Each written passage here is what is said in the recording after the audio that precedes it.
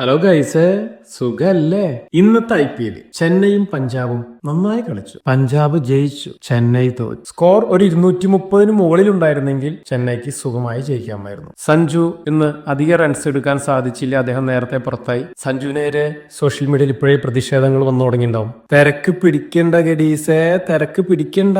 സഞ്ജു ഇന്ത്യക്ക് world cup നേടിത്തന്ന ഒരു പ്രധാനപ്പെട്ട കളിക്കാരനാണ്. അദ്ദേഹം IPL ടീമായ രാജസ്ഥാൻ റോയൽസ് വിട്ട് ചെന്നൈയിലേക്ക് മാറി വന്നപ്പോ കുറച്ച് സമയം കൊടുക്കണം. അദ്ദേഹത്തിന് ടീം ഒന്ന് സെറ്റ് ആവാനുള്ള സമയം. ചില കളിക്കാർ പെട്ടെന്ന് സെറ്റ് ആവുമായിരിക്കാം, പക്ഷെ സഞ്ജുവിന് കുറച്ച് സമയം വേണം. സഞ്ജു വരും, തിരിച്ചു വരും, ഉറപ്പാണ്. ചെന്നൈയുടെ ക്യാപ്റ്റൻ പോരാ, ഋതു പോരാ.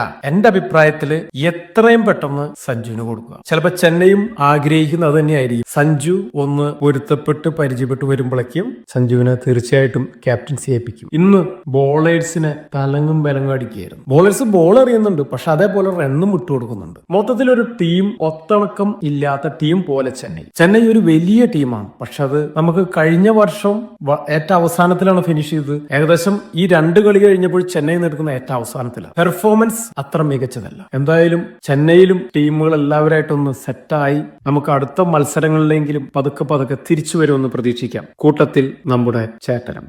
ബൈ.